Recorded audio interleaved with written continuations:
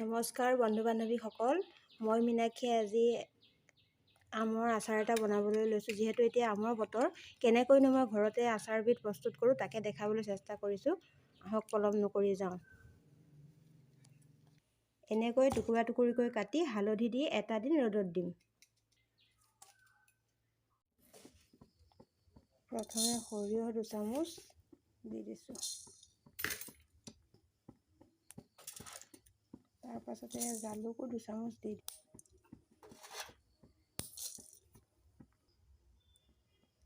আৰু চফু 2 চামুচ দি দিম। অকণমান সময় ভালদৰে ভাজিম আৰু অলপ গন্ধ ওলোৱালে ভাজি দিম। মোৰ জিৰা পেষ্টটো বনোৱা আছে, সেইকাৰণে ইয়াত মই এড কৰা নাই। গেছৰ ফ্লেমটো অলপ ল' ফ্লেমত ভাজিম।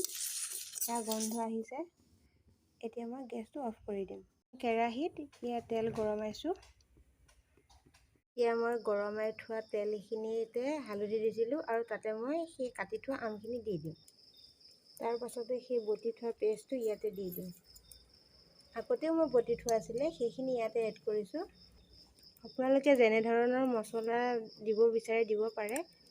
সকলোখিনি মই ভালদৰে মিহলাই দিম।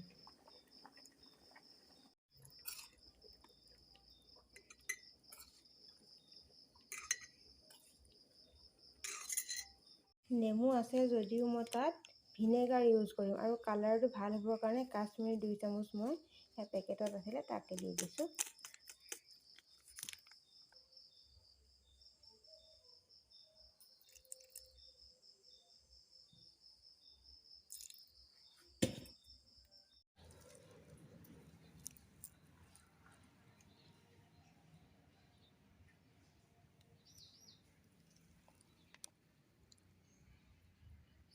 দুটা দিন 3টা দিনমান ৰ'দত দিম। দিয়াৰ পিছত খাবলৈ হৈ গৈছে। অলৰেডি খাবলৈ পৰাই হৈছে। কেনেকুৱা হৈছে জনাবলৈ নাপাহৰিব। বাই।